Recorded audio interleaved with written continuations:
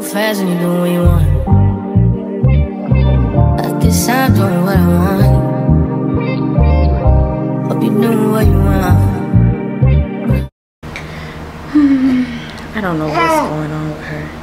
Yeah, she be having like 3 things going on. Like she'll have gas, she'll be hungry, and she can't focus on one of them. So when she hungry, I try to feed her, but she has gas, so she try to focus on her gas and letting it. Oh Lord, it's a revolving process, but we learning patience, okay? Let's try this again.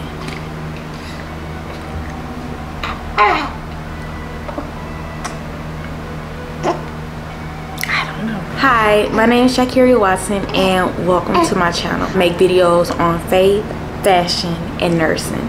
And if you like any of those, then this is the channel for you.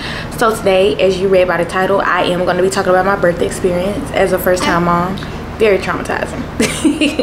Nonetheless, I am very happy that I was able to birth. I was able, and God blessed me to be able to give birth to a beautiful baby girl. Her name is Serenity Marie Watson.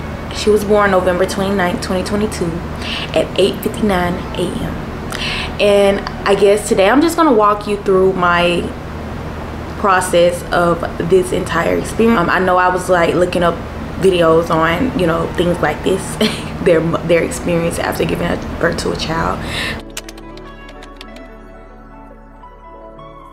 I did have her November 29th, 2022, but she was originally due on December 9th, but I was scheduled to be induced on November 29th. If you watched my last video, then I did induce my own labor, but I was scheduled to be induced on the same day, actually on the 29th. I was scheduled to be induced because I had a high-risk doctor. If you don't know, I did have a miscarriage when I was like 5 months, and I was seeing a high-risk doctor. So on my last appointment, my high-risk doctor noticed that her stomach size was not measuring up to her gestation age, and they were concerned. And me personally, I didn't want to be induced like with drugs. I wanted to be natural, even though it was natural, but I forced it at the same time. So that's why I did all those interventions. Though all of those things help in their own way,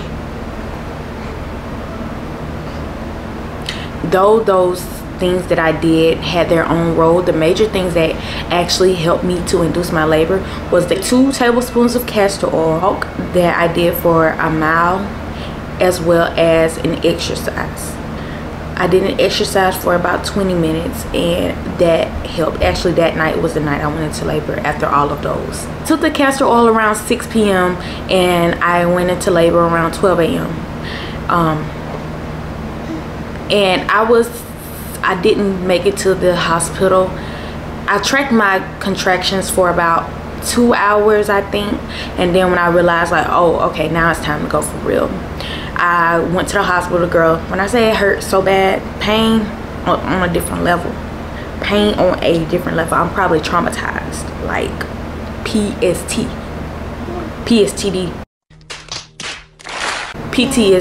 Like when I say it was so bad. Okay. But nonetheless, we got there, and when I got to the hospital, I was already 6 centimeters. I was just so scared that they would tell me to come back home after dealing with all that pain, because I had a scare before, and I didn't want to be sent home. 0 out of 10, do not recommend. I needed drugs. So when I first got in the hospital, I went to they just wanted to make sure that I was actually in labor, so that's when I got checked. That's when they started asking me all these questions, and I was super upset because I'm like, where are the drugs? Where are the drugs?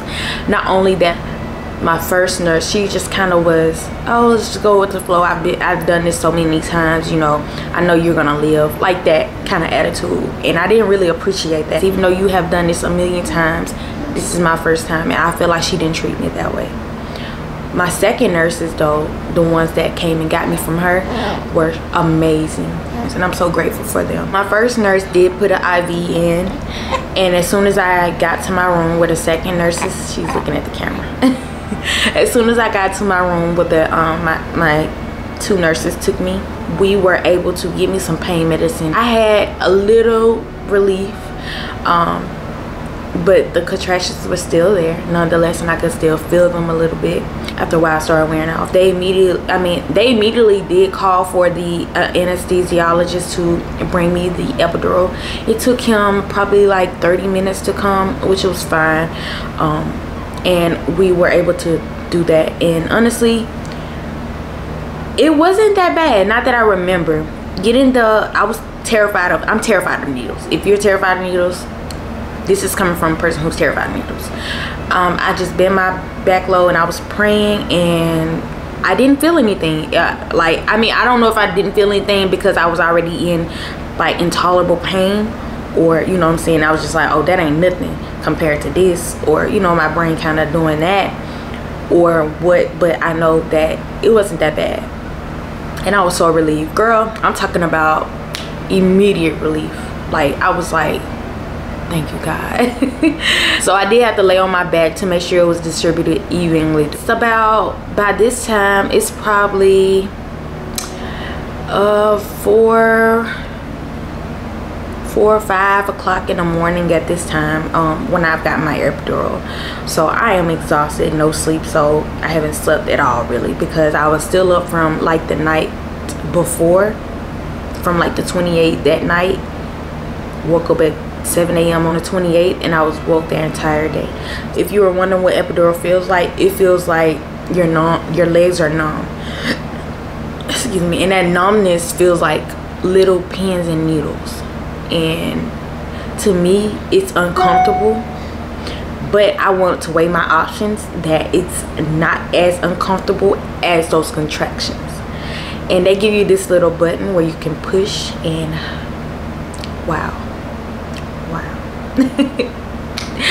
I loved it. God is so good. Listen, God is good. Around 8 a.m. my water broke on its own, and I felt it kind of felt like a pop. That's what it felt like everything was running down. I started, you know, the contractions are steady coming through during all of this. I started feeling pressure, so I called my nurse, and she was like, oh no, that's nothing. 20 minutes later, my doctor comes in, like, we're gonna just try it and see if you're ready. And I was like, yeah, I do kind of feel like I am. Like, I feel like I'm holding her back at this point, you know, trying not to push, honestly. And she was like, okay, well, let's give it a try. And we did like a little test run to see. And she was like, oh no, you're ready. And I was like, okay, I'm ready. So they like started getting the little things up, because, you know, I can't hold my legs up because of the epidural. And I started raising my head, like, we're ready to go, like, just like that. So I only pushed for about 20 minutes, and my baby was out. The only thing that was kind of difficult during the birth, because the birth was the easiest part, thank you to epidural. The hardest thing about giving the birth process was the breathing. You had to like catch your breath at the right moment, because you're doing these large pushes and your body is exerting so much energy that you have to make sure that your lungs are filled with breath. During this process, I just kept asking my boyfriend, like, was I pooping and was I tearing, because I was so nervous. I couldn't feel anything during this time. I was just feeling pressure, so I was just talking like normal for a while, and I was just like, am I pooping? Every time I would stop, I was like, did I poop? Because if you don't know, it is a possibility. But luckily, thankfully for the castor oil, I didn't. And I did end up tearing. I tore in the 1st degree, and I tore 2 places. But they were very superficial. She was able to stitch me up really fast. I didn't even feel myself tear. And I really didn't feel it afterwards either. I didn't feel that tear until like a week or so later. That's when it kind of started hurting, and yeah, it was very painful. But I tried to take like Tylenol to cope with that, and it helped a little bit. But that tear, it does hurt. And what makes it worse is kind of like the way I'm sitting. If you ever do like Indian style or sit on your leg, that makes it worse, because you're not supposed to sit like that after getting a baby, because you're putting a lot of pressure down there. A thing to take serious is postpartum, because you want to make sure that you are taken care of. You want to make sure that you're not having postpartum depression. You know, postpartum blues is okay, but postpartum depression, you want to make sure you monitor for those things. Sadness or crying a lot or regret, those things of those nature. Make sure you have that support with you. This is a serious time to just take care of your body. Your body just did God's work, and you want to make sure that you're taking care of yourself. Along with some things I would say that every woman needs, because of me, what I dealt with, is prenatals or postnatal pills and stool softeners. Heavy on the stool softeners, girl. Please start taking those stool softeners right now. And if you don't know what a stool softener is, that is something that helps you go to the restroom easier, if you know what I mean. When I say I dealt with constipation for about 3 weeks from all of the pain medication that I was on and not moving around, it was so bad. It was so bad, and it hurts. I have a few other postpartum things listed in my Amazon store in the link below, so y'all check that out. My new mommy experience, it is a beautiful thing. It is definitely a journey. I love being a mom, but it is definitely hard. The thing that I would say is take the help. Take that help.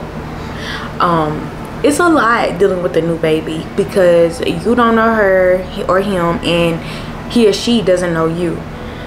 So you guys have to get to know each other, and in that moment, you know, a lot of frustration will be built up because you guys are not able to communicate effectively. All you're going off is just the crying, and honestly, it's a lot of crying. So that's why I'm so heavy on, please just take care of yourself in this moment and allow for people to help you. Don't be selfish with your baby. I know you don't want nobody to come to the hospital. I know you don't want nobody to hold them, and I agree to a certain extent. The close family is okay. Allow them to help you. They have a body change, which was beautiful. You know, we look on the internet and we see all these beautiful bodies, because all bodies are beautiful, but we see all these bodies who have the big butt and the flat stomach and the perfect hips. This took me out of that perfect life and put me in real life, a humbleness kind of life, and made me realize, like, this was God's creation, and that it's a beautiful process, that I should appreciate what my body is able to do. And not only that, but love on my body, be gentle to my body, and be kind to it. So I'm saying that to say, don't try to go and put a waist trainer on immediately after you give birth. Allow your body to rest. It's natural for your body to look the way it does. Get your nutrients. Don't be afraid to eat the things that you need. Stay hydrated. Do these things, and don't think about your body image. Lastly, I just want to encourage anybody out there who's maybe scared or maybe just alone, just feeling down. I do want to just say that you are doing great, that you are prayed for, that I'm praying for you, that this is overall a blessing, whether it was planned or not. Your baby needed a you, and that you are important, and just know that everything will be okay. Thank you for watching, and I will see y'all in my next video. And also, if you don't mind, go ahead and leave below some videos that you want to see, and I'll be sure to make them for you. I'll see y'all in my next video. Bye.